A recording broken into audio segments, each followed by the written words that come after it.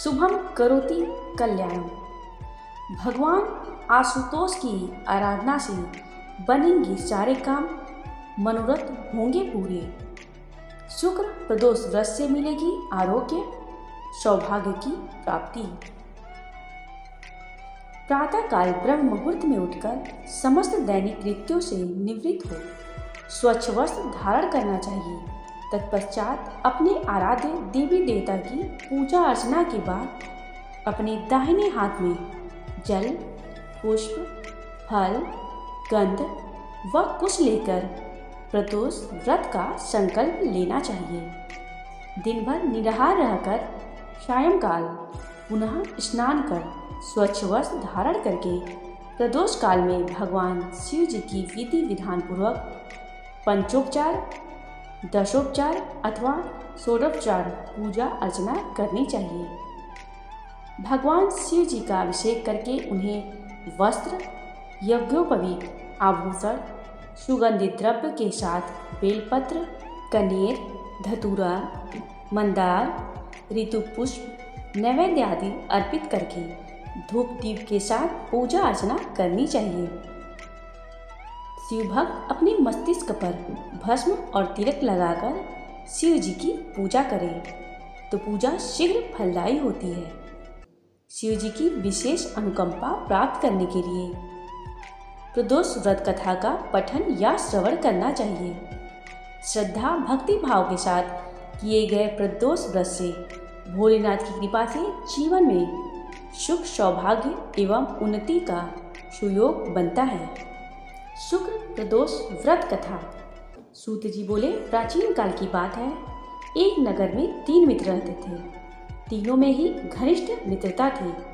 उनमें एक राजकुमार, दूसरा ब्राह्मण पुत्र, तीसरा सेठ पुत्र था। राजकुमार व ब्राह्मण पुत्र का विवाह हो चुका था। सेठ पुत्र का विवाह के बाद गौना नहीं हुआ था। एक दिन तीनों मित्र आपस में स्त्रियों की चर्चा कर रहे थे। ब्राह्मण पुत्र ने नारियों की प्रशंसा करते हुए कहा, नारीहीन भर भूतों का डेरा होता है।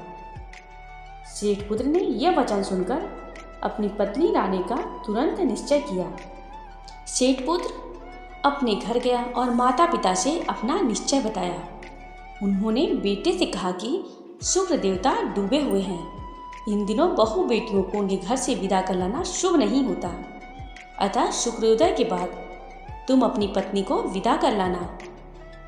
सेठ पुत्र अपनी जिद से टस से मस नहीं हुआ और अपनी ससुराल जा पहुंचा। सास ससुर को उसके इरादे का पता चला। उन्होंने इसको समझाने की कोशिश की, किंतु वह नहीं माना। उन्हें विवश हो अपनी कन्या को विदा करना पड़ा। ससुराल से विदा होकर पति पत्नी नगर से बाहर निकले ही थे कि उनकी बैलगाड़ी का पहिया टूट गया और एक बैल की टांग भी टूट गई। पत्नी को भी काफी चोट आई। सेठ पुत्र ने आगे चलने का प्रयत्न जारी रखा। तभी डाकुओं से भेंट हो गई और वे धन धान्य लूटकर ले गए। सेठ पुत्र अपनी पत्नी सहित रोता पीटता अपने घर पहुंचा।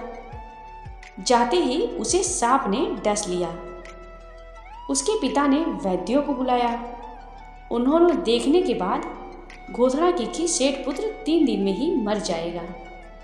उसी समय इस घटना का पता ब्राह्मण पुत्र को लगा।